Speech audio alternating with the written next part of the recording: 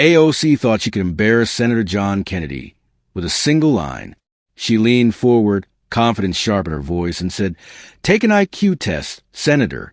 Her laugh echoed under the studio lights, certain she had delivered the blow that would go viral within minutes. Kennedy didn't react. His eyes stayed calm behind his glasses, his expression giving away nothing. In front of him lay a plain manila envelope that no one had paid attention to. Yet, the atmosphere in the studio shifted. What was supposed to be a routine discussion on education policy suddenly felt like a challenge thrown in front of millions of viewers. AOC sat upright, crisp white blazer perfectly pressed, her posture radiating control and precision. She was used to dismantling opponents on live television, and she fully expected tonight to be another easy victory. Kennedy, in his rumpled gray suit, looked almost out of place next to her polished certainty. But he didn't flinch. He didn't smirk. He simply tilted his head slightly, a familiar gesture that signaled he had something on his mind. When asked whether he wanted to respond, he finally spoke, his tone steady. "I've been called a lot of things in my life. Too dumb usually ain't one that sticks." AOC smiled lightly, but the edge in her voice sharpened. She told him that if lawmakers wanted to shape education policy, they should first prove they were capable of basic cognitive assessments. She delivered the line with the ease of someone who believed she had the intellectual high ground. Kennedy still didn't look away. He asked her quietly if she believed that people who didn't sound like her weren't smart enough to govern. The room fell still for a moment. AOC replied that expertise, data, and education mattered far more than charm, and that the issues were too important for guesswork or folksy lines. Kennedy listened without interrupting, his hand resting near the unopened envelope. He finally said, almost gently, that they would talk about all three: expertise, data, and education. The tension thickened. AOC straightened her back, clarifying that education policy required analytical thinking, statistical understanding, and real research. Kennedy nodded slowly, asking if she truly believed he lacked those abilities. She prepared to answer, unaware that within seconds, he would finally reach for that sealed envelope. And when he opened it, everything in the studio would change. AOC finished her argument by insisting that the American public deserved leaders who could demonstrate real competence. Lisa Wong exhaled slowly, already sensing the direction this conversation was heading. Brad Stevens leaned back in his chair, amused, waiting for the sparks to fly. Kennedy kept his voice steady as he spoke. He said he had spent his life talking to teachers, principals, parents, people dealing with education in the real world, not just in conference rooms. He didn't need a polished study from New York to know that school buses didn't reach half the children in rural Louisiana. AOC countered immediately, calling his statement anecdotal. She argued that he couldn't shape national policy based on stories from his hometown. Kennedy tapped the sealed envelope gently with one finger, almost too subtle to notice.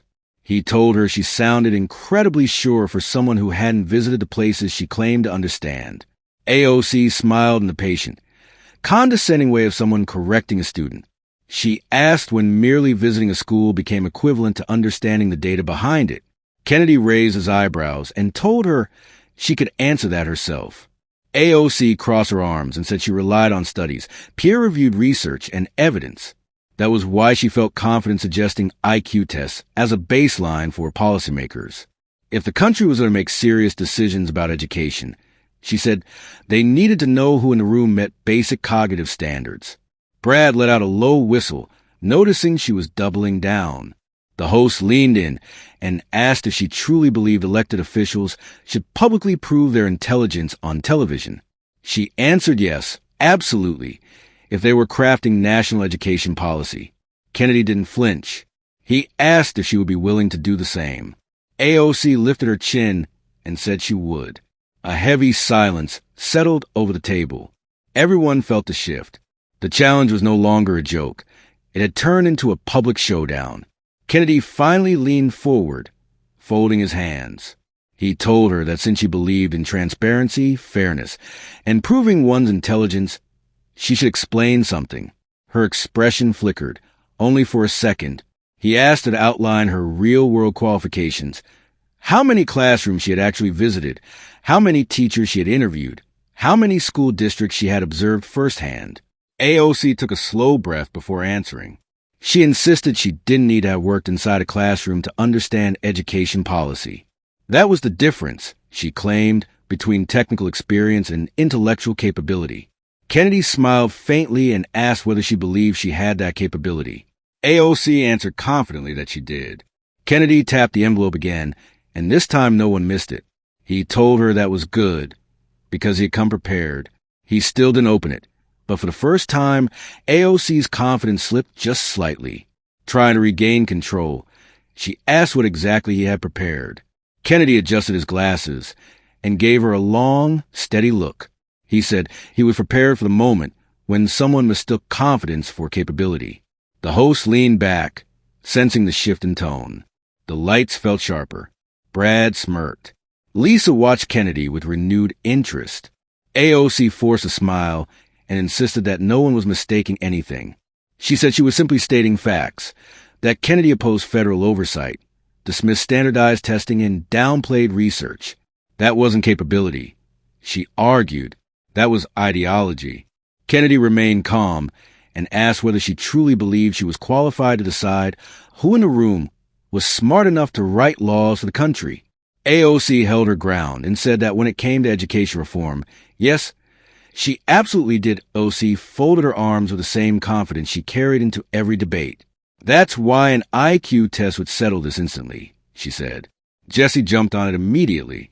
So, to be clear, Congresswoman, if Senator Kennedy opened that envelope and the results were better than yours, you'd accept that outcome?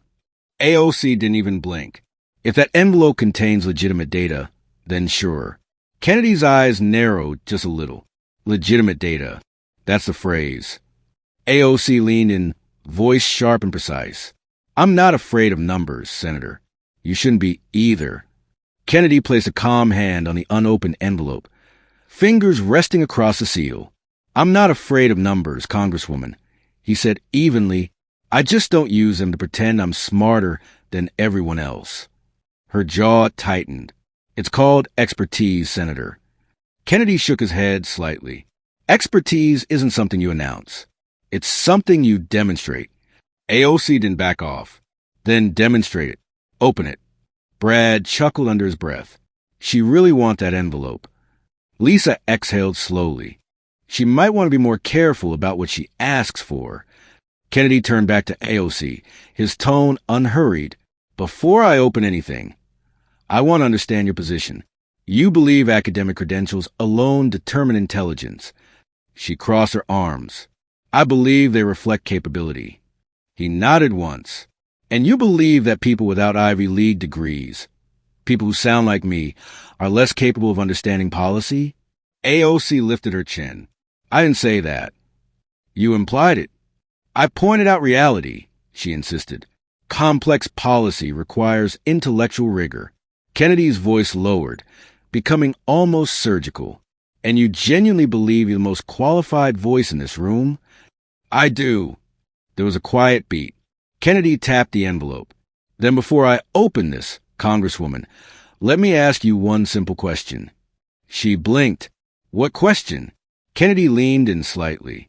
What exactly makes you so certain you win the very test you suggested? She inhaled, and for the first time, the answer didn't come instantly. The confidence wavered just enough for everyone to notice. Still, she rallied. I'm certain because my background speaks for itself. I've studied these issues for years. I know the research. I know the data. Kennedy nodded slowly as though weighing her words. And that makes you smarter? It makes me qualified, she corrected. Qualified to judge someone else's intelligence? Kennedy asked. Qualified to judge when someone's shaping policy for millions of people, she replied. Brad tilted his head. She's going all in. Lisa folded her hands, watching the tension shift. Jesse waited quietly, sensing Kennedy was about to pivot. Kennedy still didn't rush. Congresswoman, I've met teachers who never stepped foot inside a fancy university. They're smarter than half the people lecturing on policy from cable news studios. AOC fired back quickly. Teaching is a skill. Policy is analysis. They're not the same. Kennedy raised an eyebrow. And you believe you've mastered analysis? His tone made it sound less like a question and more like a cross-examination. AOC leaned forward. Senator, I'm confident in my intellect. You're the one avoiding the challenge. Kennedy rested a hand lightly on the envelope. Avoiding? You haven't opened it, she said quickly. So either you're stalling or there's nothing real in there. Jesse's eyebrows lifted. Brad laughed quietly. She was pushing hard. Kennedy, however, remained calm, the calmness of someone who'd been underestimated many times before. Tell me something, Congresswoman, he said quietly. When you walk into a debate, do you always assume you're the smartest person in the room? That's not what this is about, she snapped. Kennedy continued anyway, because people who assume that tend to get blindsided. She forced a smile. Senator, blindside me. Go ahead. He studied her for a moment. Then, you said policy requires understanding data. Let's start there. I'd love to. What's the most recent national study you've read on rural school performance? She answered immediately. The Stanford CP report. Kennedy nodded. And what were the limitations of that study? She paused just long enough for the entire room to feel it. Lisa's eyebrows rose. Brad slapped the table lightly. Jesse leaned in. Kennedy waited. AOC finally answered. Slowing out, Elsie hesitated for a moment. Well, like any report, it has limitations. Kennedy didn't blink. Name one. She paused. Longer than usual. She shifted in her chair. I'm not here to take a quiz, Senator. Kennedy tapped the envelope once. That's exactly what you asked me to do. For the first time, her confidence wavered. She tried to smile, but it didn't land the way she wanted. Senator, this isn't a classroom exam. We're discussing policy. Kennedy didn't move. You brought up tests. You suggested them. I'm just following your standard. Jesse glanced at his producer, tension spiking even through the glass. Brad leaned forward, eager to see how deep Kennedy would go. Lisa watched AOC carefully, sensing the subtle shift in the room's balance. AOC straightened. I'm not refusing any question. I'm simply pointing out that nitpicking one study doesn't define intelligence. Kennedy tilted his head. Then let's try something broader. He clasped his hands lightly over the envelope. You mentioned earlier that expertise comes from rigorous analysis. So let me ask you, what's the difference between correlation and causation? AOC opened her mouth, hesitated, then answered, Correlation means two things are related. Causation means one causes the other. Good, Kennedy said. But how do you tell the difference when you're writing policy? Her expression tightened. That depends on the data set. What data set? He pressed. She hesitated again. Lisa exhaled slowly. Brad grinned. Jesse's eyes widened. He knew how damaging pauses could be on live television. Kennedy continued. It's a simple question. You're calling for intelligence tests, so I reckon you can explain how to identify causation in education research. AOC's tone sharpened. Senator, I'm not here to be interrogated. Kennedy's reply was quiet but firm. Congresswoman, you demanded I prove my intelligence. I'm just asking you to prove yours. Her jaw tensed. This is absurd. Kennedy tapped the envelope again. You made it the standard. The envelope, still sealed, suddenly felt like its own presence in the room. Silent, waiting, heavier with every second. Brad leaned back, enjoying the tension. It seems fair to me, he said. Jesse tried to steer the moment. Congresswoman, do you want to respond? Her voice was thinner now. My degrees speak for themselves. Kennedy nodded slowly. Degrees are great. Papers are great. But they don't always tell the whole story. AOC forced a laugh. And you think yours does? Kennedy slid the envelope forward just half an inch. The faint scratch of paper against glass loud enough to cut the silence. I think this, he said, shows I came prepared for the exact challenge you issued on national television. AOC's confidence faltered again. Not dramatically, not visibly to everyone, but Kennedy saw it. He always noticed small things. He rested his fingers lightly on the seal one more time. So before we open anything, he said softly, I want to make sure you understand what you're asking for. She swallowed. I understand perfectly. Kennedy's eyes held hers, calm, unshaken. We'll see. The studio suddenly felt smaller than it had 10 minutes ago. The lights were hotter, the silence heavier, and every gaze shifted between AOC, Kennedy, and the sealed envelope sitting like a live wire on the table. Jesse cleared his throat.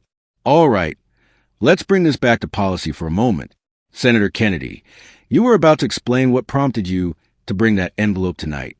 Kennedy didn't look at Jesse. His gaze remained fixed on AOC. I brought it, he said slowly, because I've learned that sometimes people mistake quiet for simple and folksy for foolish. AOC straightened, sensing the implication. No one here is calling you foolish. Kennedy's tone remained calm. You suggested a test to measure intelligence on national television. That means you believe this conversation.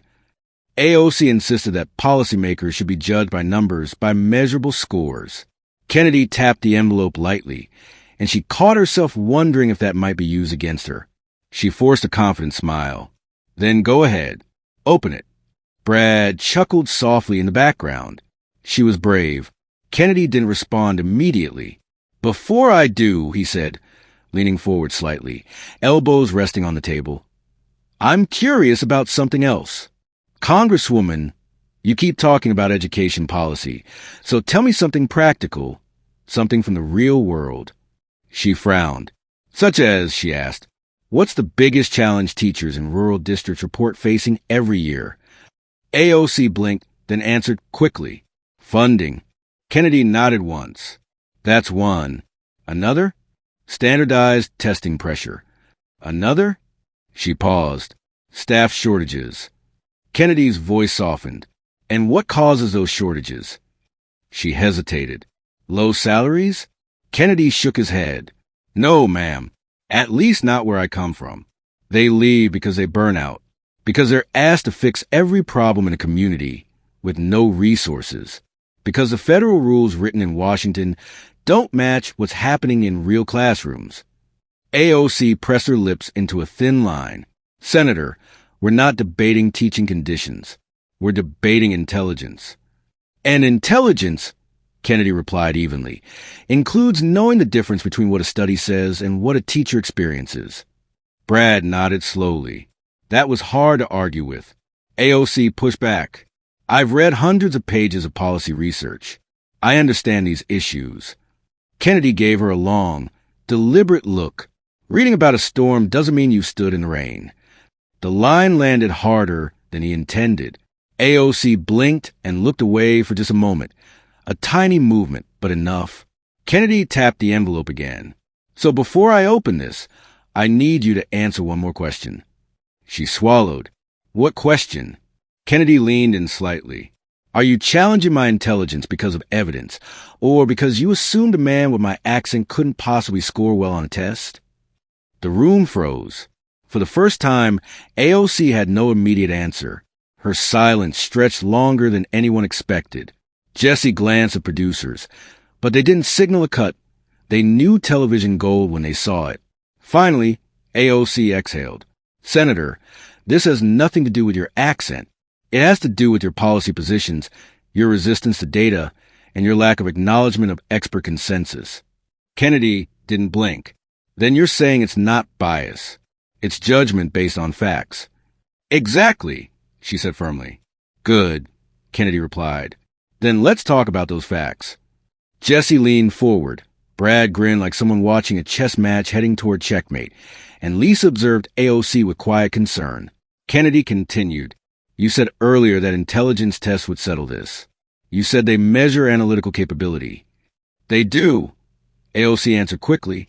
They reveal cognitive strengths, processing ability, reasoning. Kennedy nodded slowly. Then you also agree that if someone scores high, that result should be respected. AOC hesitated. If the test is legitimate, that's two conditions, Kennedy said softly. Legitimacy and respect. AOC shifted in her seat. Those are basic standards, Senator. Kennedy tapped the envelope again, this time more deliberately. Then let me ask you something else. Why did you assume before seeing anything that my score wouldn't meet those standards?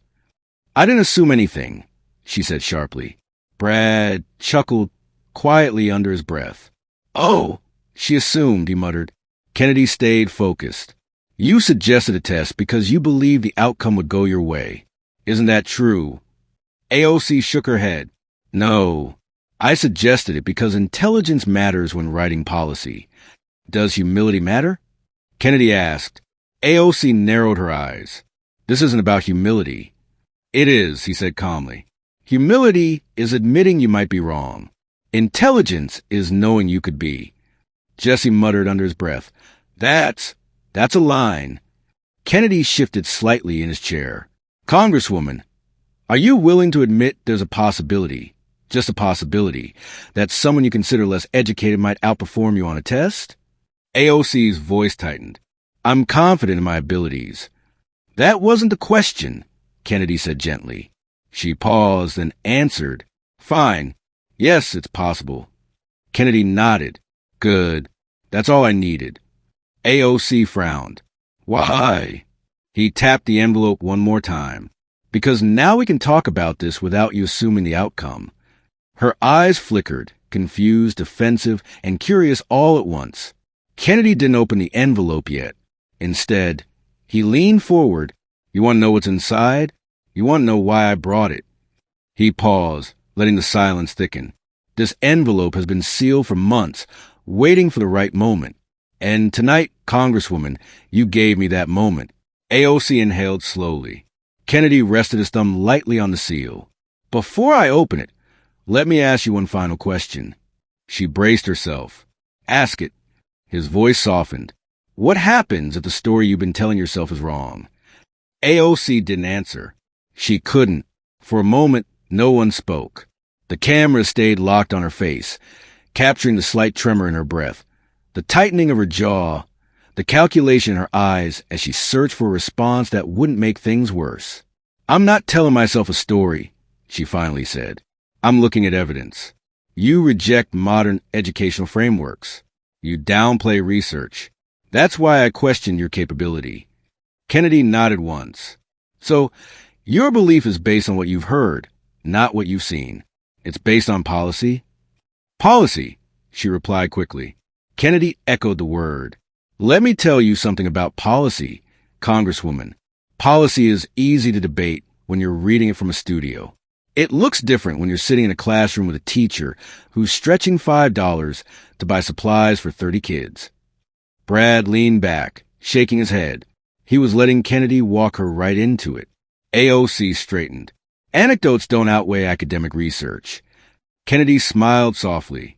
And academic research doesn't outweigh reality. Jesse raised a hand. Okay, let's pause right here. Senator, you keep pointing to reality.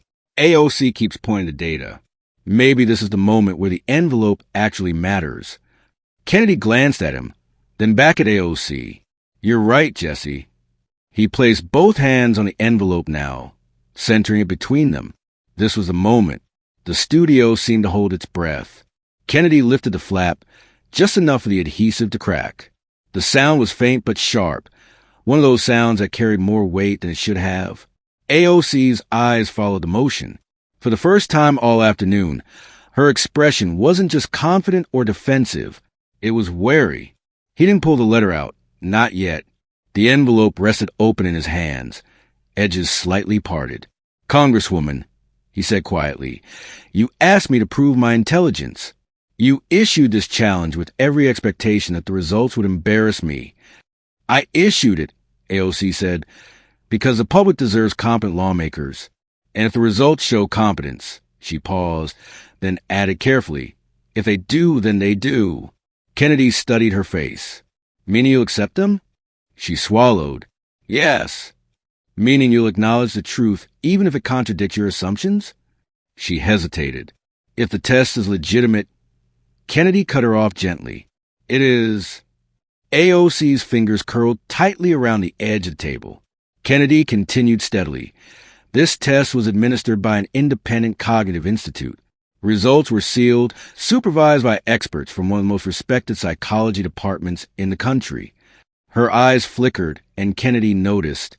You know the institution, he added quietly. She didn't speak. Kennedy held the open envelope between them, not pulling the document out, letting the tension stretch to its breaking point. "Before I show you these results," he said, "I want to hear you say one thing. Not for me, but for the people watching." AOC took a breath. "What is it?" Kennedy leaned in just enough of the cameras to catch every detail. "Say that you will accept whatever is written on this paper." Her throat tightened. "I will." Kennedy nodded. "Good. Because once this page comes out, there's no walking it back." He slid his hand inside the envelope, slow and deliberate, like a man reaching for something that weighed more than paper. AOC watched every movement, her breathing shallow, fingers curling tighter around the table. The studio went silent. Even the hum of the air conditioning seemed to fade. Kennedy pulled out a single folded sheet, thick stock, official letterhead visible even from across the desk. The camera zoomed in instinctively. He didn't unfold it yet. He held it in both hands, letting its presence settle over the table, like a verdict waiting to be read. AOC tried to speak first. Kennedy lifted one hand lightly and she stopped. "Congresswoman," he said quietly, "you asked for proof. You demanded it, actually, and before I read anything on this page, I want to make sure something is clear." She forced herself to look steady. "I already said I'll accept the results." "Yes," Kennedy replied. "But accepting isn't the same thing as respecting," Brad murmured under his breath. "Here we go." Kennedy unfolded the document slowly, purposefully. The crisp sound of the paper opening hit harder than anyone expected. The letter lay flat on the desk now, angled just enough for the cameras to catch the seal at the top. AOC's eyes darted toward it, then away, then back again, unable to settle. Jesse leaned forward. "Senator, what exactly are we looking at here?" Kennedy didn't answer him. He kept his focus entirely on AOC.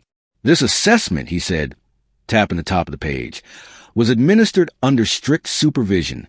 Independent evaluators, no staff involvement, no preparation sessions, no chance to influence anything." AOC nodded stiffly. "Fine." Kennedy continued. "It evaluates analytical reasoning, verbal comprehension, spatial intelligence, working memory, and executive cognitive function. It's not an IQ test for show. It's a cognitive breakdown. Comprehensive." AOC tried to smirk, but her voice betrayed her tension. "Great. Read it." Kennedy inhaled once, steady. "Before I do, I need to remind you why we're here." His tone softened, but grew sharper at the edges. "You question my capacity because of how I sound, because I don't speak like a professor, because I don't quote journals on TV. You assumed I couldn't possibly measure up to your standards." He paused, then added gently, "That's not what it is." "It is. And that's all right. People underestimate folks like me every day. I'm used to it." He lowered his eyes to the paper, scanning the first line silently. His expression didn't change. AOC shifted almost imperceptibly. "Well," she asked, her voice thinner than before, "what does it say?" Kennedy lifted his eyes, meeting hers directly. "What it says," he replied quietly, "is going to change the way you talk to me." Jesse straightened. Brad stopped smiling. Lisa held her breath. AOC swallowed hard. "Read it." Kennedy set one hand on the page, the other resting beside it. "Congresswoman," he said, voice steady and controlled, "these results don't just answer your challenge, they redefine it." He paused long enough for the entire studio to freeze, long enough for millions of viewers to lean closer to their screens. Then he prepared to read the score. Kennedy placed both hands on the page, steady as stone. AOC's eyes were locked on him now. No more smirking, no more lecturing, just waiting, bracing. Jesse leaned so far forward, he was practically off his chair. Brad didn't blink. Lisa held her breath like the room depended on it. Kennedy read the heading silently, then lifted his gaze. "Congresswoman," he said softly, "before I read the score, I want you to remember one thing. Intelligence isn't loud. It doesn't brag. It doesn't dress itself up to look important. It doesn't hide behind titles or universities." AOC nodded stiffly. "Read the results." He lowered his eyes again. "This assessment," he began, "was administered by the Institute for Cognitive Evaluation under the supervision of Dr. Margaret Chin, Harvard University. AOC blinked once. Hard. Kennedy continued. It measures cognitive flexibility, analytical reasoning, pattern recognition, vocabulary strength, logic sequencing, and processing accuracy. Senator, AOC said, trying to steady her voice, just read the number. Kennedy looked at her calmly. He tapped the page lightly. I want you to understand how thorough this is. They don't sugarcoat. They don't inflate scores. This is not a feel-good exam. Fine, she snapped. What did you get? Kennedy exhaled slowly, letting the silence drag one last time. Then he read, Overall cognitive assessment, 98th percentile. The words dropped into the room like a weight. AOC didn't move. Not a blink, not a breath. Kennedy continued. Verbal reasoning, 99th percentile. Analytical reasoning, 97th percentile. Spatial intelligence, 96th percentile. Working memory and processing accuracy, 99th percentile. The paper trembled in her line of sight, not because his hand shook, but because hers did. Brad sat back, stunned. Holy! Lisa put a hand to her mouth. Jesse looked straight into the nearest camera, knowing exactly what millions of viewers were thinking. Did that just happen? AOC opened her mouth, but no sound came out. Kennedy folded the paper slowly, the same calm precision he had shown from beginning. He slipped it back into the envelope and set it gently on the table between them. Congresswoman, he said quietly, you asked for a test. You asked for proof. You asked on national television for me to demonstrate my intelligence. He tapped the envelope once. I just did. AOC stared at him, frozen, exactly the way the headline promised. Kennedy leaned back. And for the record, intelligence isn't measured by the school you went to. It's measured by how prepared you are when someone underestimates you. AOC swallowed, her voice finally resurfacing in a thin whisper. I didn't know. Kennedy nodded. I know. He gathered the envelope, placed it in his jacket pocket, and offered her one final sentence. Quiet, steady, final. Next time you challenge someone's mind, Congresswoman, make sure you brought your own receipts. The studio fell silent, and America had just witnessed one of the most devastating live TV reversals ever aired.